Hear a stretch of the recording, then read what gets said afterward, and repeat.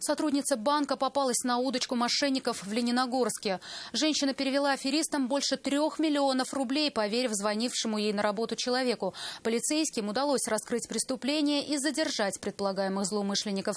Вероятный организатор махинации, как выяснилось, судим за убийство человека. Обо всем по порядку. Рамиль Шайдуллин. В разгар рабочего дня на столе сотрудницы одного из коммерческих банков зазвонил телефон. Мужской голос в трубке назвал ее по имени и представился сотрудником службы безопасности головного офиса. Мужчина попросил проверить работу программного обеспечения. Для этого необходимо было перевести 1 рубль на указанный счет. Женщина так и сделала. Позже мужчина сообщил, что платеж не прошел и необходимо вновь провести операцию. Сумма была уже иной – 3 миллиона рублей. Никаких сомнений у операциониста не возникло, и деньги она перевела. Через несколько минут девушка заподозрила неладное, созвонилась с главным офисом, где подтвердили ее опасения. Она перевела деньги мошенникам.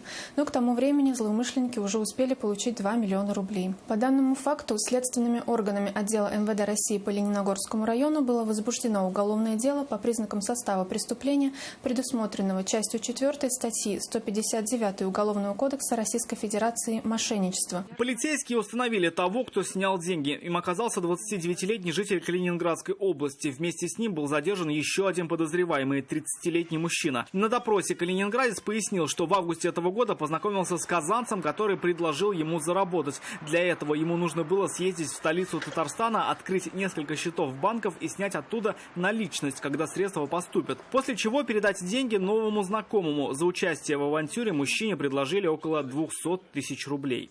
Вину свою признаете? Нет. Как установили полицейские, предполагаемый организатор преступления ранее был судим за убийство и умышленное причинение вреда здоровью.